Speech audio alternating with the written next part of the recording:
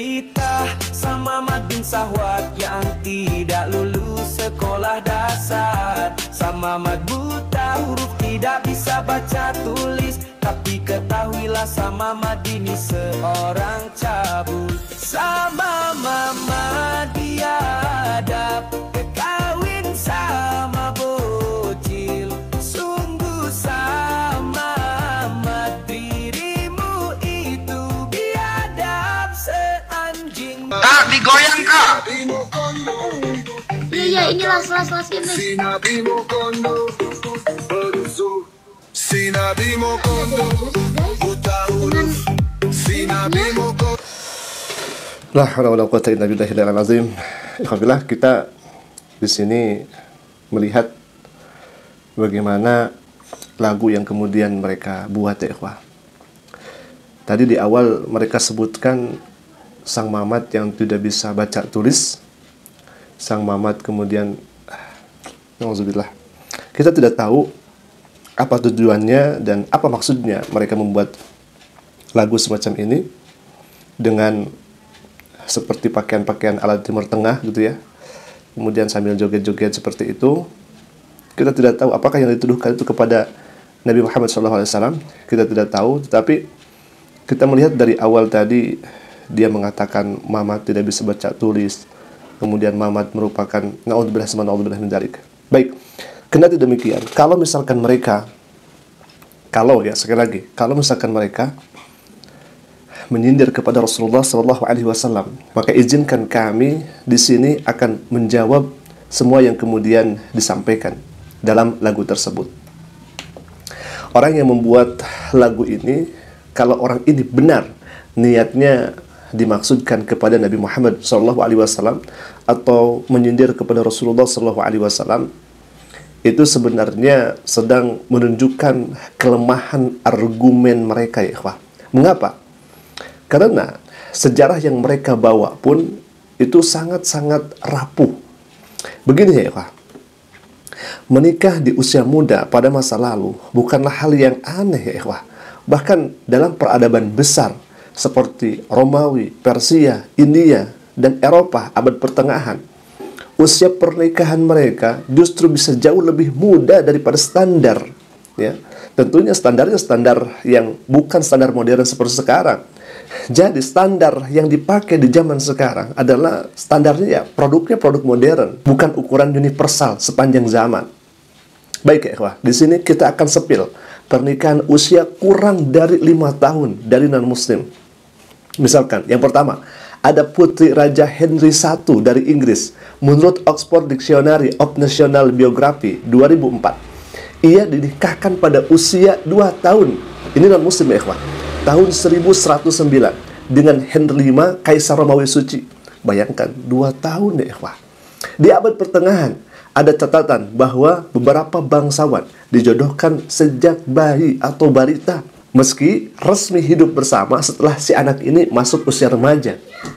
Bahkan sejarawan Barley Rasworth dalam The Family in Ancient menulis, gadis-gadis di Roma biasanya menikah pada usia 12 hingga 14 tahun, terutama di kalangan aristokrat. Dan hukum Romawi Lex Julia dan Lex Papia Popea juga menetapkan usia minimum menikah 12 tahun untuk perempuan dan 14 tahun untuk laki-laki. Gadis-gadis Athena lazimnya menikah pada usia 12 tahun dan menikah dengan pria yang jauh lebih tua.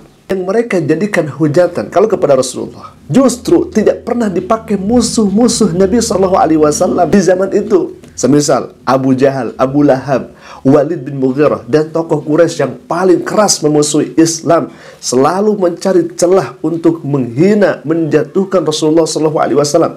Mereka menuduh Rasulullah SAW sebagai orang gila, sebagai tukang sihir, sebagai penyair, sebagai orang yang sesat. Abu Lahab, Abu Jahal yang menyembah berhala itu menuduh kepada Nabi SAW seperti itu.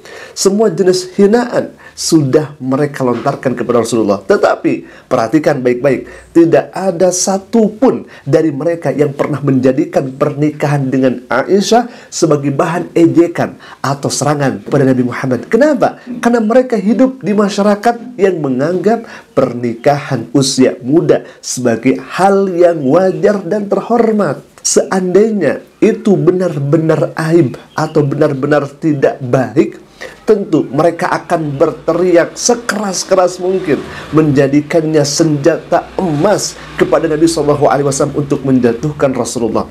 Fakta bahwa mereka diam menunjukkan bahwa itu bukan celah, melainkan sesuatu yang normal di mata masyarakat kala itu. Apa yang mereka anggap aib, justru sejarah peradaban dunia menunjukkan hal yang sama. Coba lihat, keluar Jazirah Arab, di Yunani kuno misalkan, gadis Athena lazimnya menikah pada usia 12 hingga 14 tahun dengan pria jauh lebih tua darinya. Bahkan di Romawi, hukum resmi mengizinkan perempuan menikah pada usia 12 tahun dan laki-laki pada usia 14 tahun.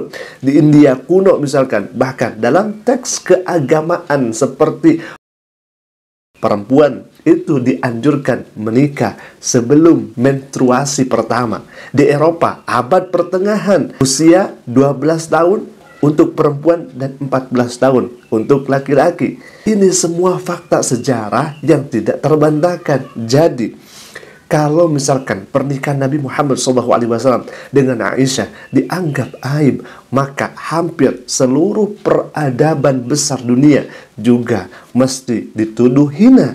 Pertanyaannya kemudian, apakah mereka siap menanggung konsekuensi logika itu?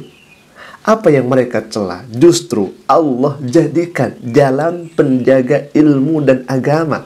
Inilah puncaknya pernikahan Rasulullah SAW dengan Sayyidah Aisyah radhiyallahu anha melahirkan hikmah-hikmah yang sangat besar yang melampaui zaman. Kenapa tidak? Dari rahim ilmu beliau ribuan hadis diriwayatkan. Sayyidah Aisyah bukan sekedar istri Nabi, beliau adalah guru para sahabat, ulama besar, mujtahidah agung, menjadi rujukan dalam tafsir, dalam fikih, dalam akhlak. Tanpa Aisyah, banyak detail kehidupan Nabi SAW tidak akan sampai kepada kita. Justru karena kedekatan beliau sejak muda, ilmu Islam terjaga hingga kini. Maka apa yang mereka hina adalah sesuatu yang Allah tetapkan sebagai sumber cahaya bagi seluruh alam semesta, bagi seluruh umat yang ada. Itulah bedanya mereka berbicara dengan emosi, kebencian, dan kacamata sempit zaman modern. Sementara kita tentunya menjawab dengan ilmu, sejarah, dan hikmah. Dan perlu diketahui juga bahwa ketika Nabi SAW menikah dengan Sayyidah Aisyah, itu tidak langsung kemudian satu rumah, tetapi setelah dewasa Sayyidah Aisyah, artinya setelah masuk usia balignya, maka Sayyidah Aisyah kemudian satu rumah dengan baginda Nabi SAW. Bahkan Nabi SAW di sana banyak meriwayatkan melalui jalur Aisyah radhiyallahu anha, dan ilmunya, keilmuannya kita bisa mendapatkannya dari beliau. Bagaimana kalau misalkan tidak menikah dengan Sayyidah Aisyah? Kalau misalkan Nabi SAW di usia yang seperti itu, kemudian menikah dengan seusia yang sama dengan Nabi SAW, mungkin tidak akan banyak terserap ilmu-ilmu dari baginda Nabi besar Muhammad SAW, karena mereka juga sudah sepuh, bahkan mungkin mendekati waktu azalnya. Tetapi ini hikmah yang sangat luar biasa yang justru kita bisa ambil dan kita petik dari Sayyidah Aisyah radhiyallahu anha. Dan yang paling penting, ketika Sayyidah Aisyah menikah dengan Rasulullah SAW, bukan kemudian rasa tidak baik yang dialami oleh Sayyidah Aisyah, justru mereka hidup bahagia. Subhanallah, mereka hidup dengan begitu sangat luar biasa, sakinah, mawaddah, warahmah Rasul dengan Sayyidah Aisyah radhiyallahu anha, karena begitu penyayangnya Nabi besar Muhammad SAW kepada istrinya. Alhamdulillah, mungkin itu yang bisa kami sampaikan. Semoga hal ini bisa menjawab kalau misalkan mereka menuduh kepada Nabi besar Muhammad SAW. Aku qouli hadza, Assalamualaikum warahmatullahi wabarakatuh.